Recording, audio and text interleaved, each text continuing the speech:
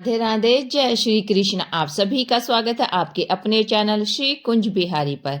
आज की वीडियो में हम जानेंगे माघ मास में आने वाली सकट चौथ अर्थात तिलकुटा चौथ कब है, सही डेट, पूजा विधि और चंद्रोदय का सही टाइम।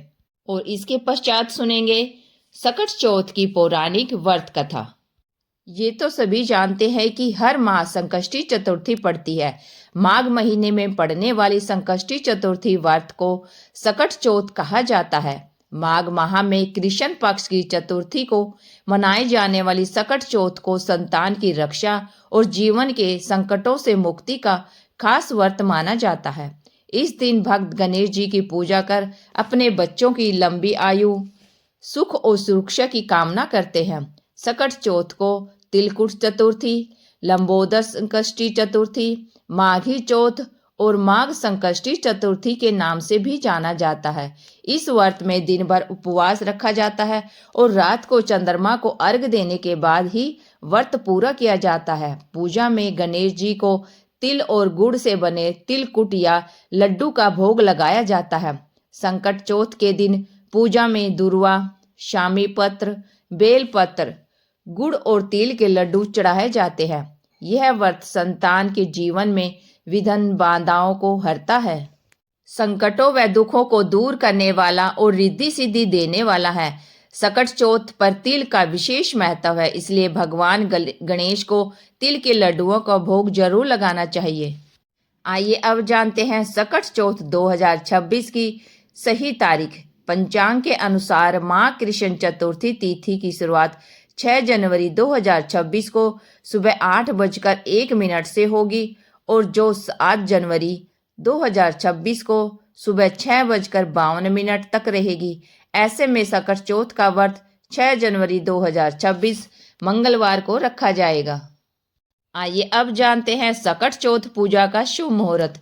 6 जनवरी को सकट चौथ की पूजा के लिए कई शुभ मुहूर्त बने हैं। पूजा का मुख्य मुहूर्त सुबह 9:51 से दोपहर 1:45 तक और लाभ उन्नति मुहूर्त सुबह 11:09 से 12:27 तक रहेगा। अमृत सर्वोत्तम मुहूर्त 12:27 से 1:45 तक और ब्रह्म मुहूर्त सुबह 5:26 से 6:21 तक। अभिजीत मुहूर्त 12:06 से और 12:48 तक। इन शुभ समयों में गणेश जी की पूजा करने से विशेष फल की प्राप्ति होती है। सकट चौथ पर सूर्योदय का समय। सकट चौथ का व्रत चंद्र दर्शन के बाद ही खोला जाता है। चंद्रोदय का समय रात 8:45। देश के विभिन्न स्थानों में चंद्रोदय का समय अलग अलग होता है। कृष्ण पक्ष की चतुर्थी को चंद्रमा देर से निकलता है, इसलिए व्रती लोगों को चंद्र दर्शन के लिए थोड़ा इंतजार करना पड़ता है। सकट चौथ पर प्रीति योग और नक्षत्र।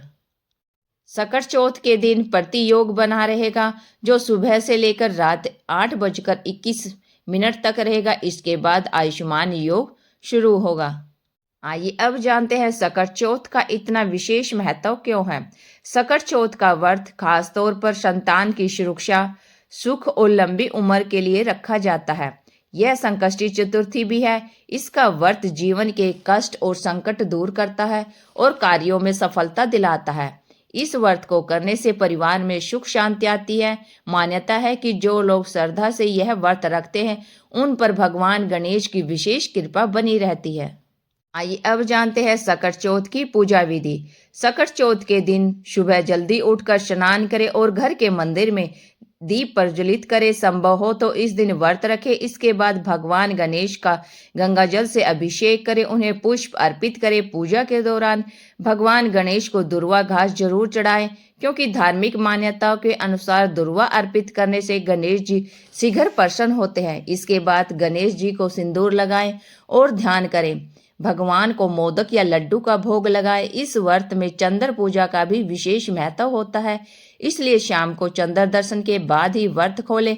अंत में भगवान गणेश की आरती जरूर करें। आइए श्रोताओं, अब सुनते हैं सकट चौथ की पौराणिक व्रत कथा।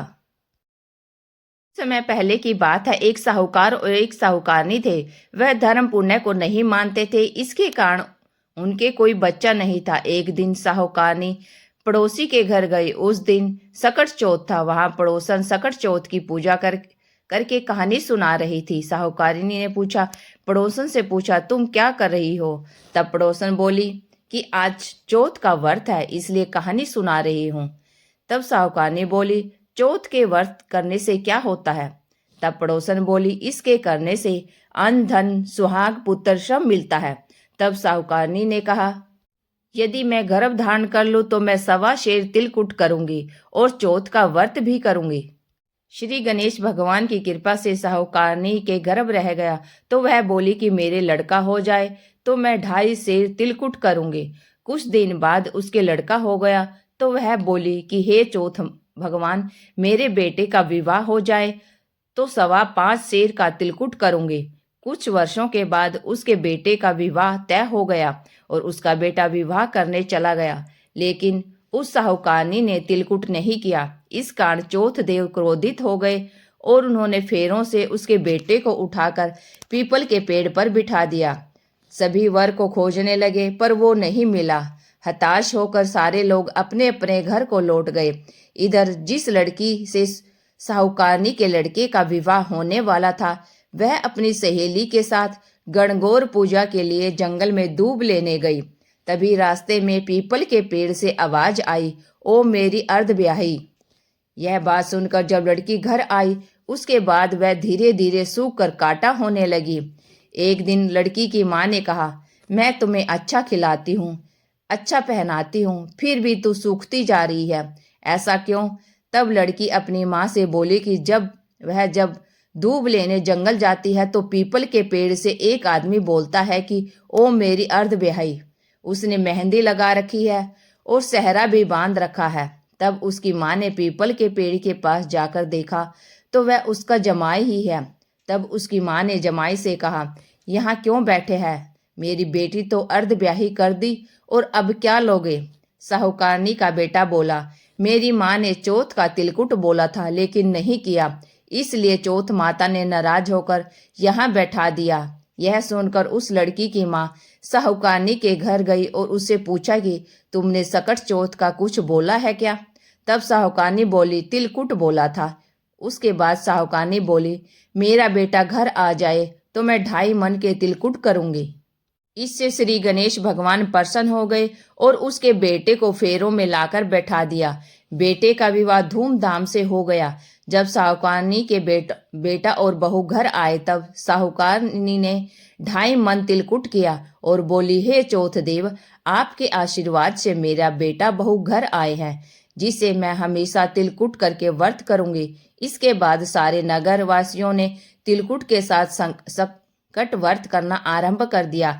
हे सकट चौथ, जिस तरह साहूकारनी को बेटे बहू से मिलवाया वैसे ही हम सबको मिलवाना। इस कथा को कहने सुनने और सबका भला करना। बोलो सकट चौथ की जय, श्री गणेश देव की जय। तो श्रोताओं, सकट चौथ की एक और पौराणिक व्रत कथा सुनते हैं। कहते हैं कि सतयुग में राजा हरिश्चंद्र के राज्य में एक कुम्हार था। एक बार तमाम कोशिशों के बावजूद जब उसके बर्तन कच्चे रह जाते थे तो उसने यह बात एक पुजारी को बताई। उस पर पुजारी ने बताया कि किसी छोटे बच्चे की बलि से यह समस्या दूर हो जाएगी। इसके बाद उस कुम्हार ने एक बच्चे को पकड़कर आव में डाल दिया। वह सकट चौथ का दिन था।